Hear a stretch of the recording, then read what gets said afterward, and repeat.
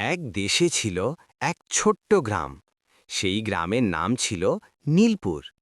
সেখানে থাকত এক গরিব কিন্তু খুব সাহসী মেয়ে। তার নাম ছিল রিনি।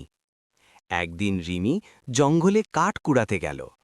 হঠাৎ সে দেখতে পেল একটা ঝলমলে পাথর।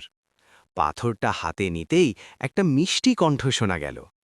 আমি এক জাদুর পাথর, আমাকে সাহায্য করলে আমি তোমার একটি ইচ্ছে পূরণ করব।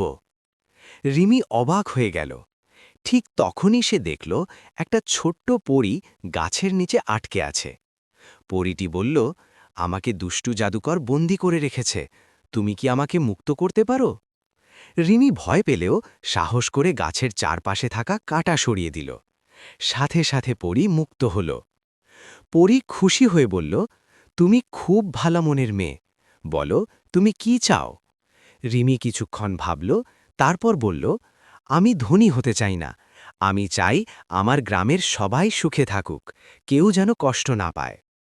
পরী হাসল, তারপর তার জাদুর ছড়ি নেড়ে দিল। হঠাৎ করে পুরো গ্রাম আলোয় ভরে গেল। সবাই পেল খাবার, সুন্দর ঘর আর সুখের জীবন। সেদিন থেকে রিমি আর তার গ্রাম হয়ে গেল সুখের রাজ্য। আর সেই জাদুর পাথর, সেটা হারিয়ে গেল, কিন্তু রেখে গেল একটা শিক্ষা: ভালো মন আর সাহায্যের ইচ্ছাই সবচেয়ে বড় জাদু।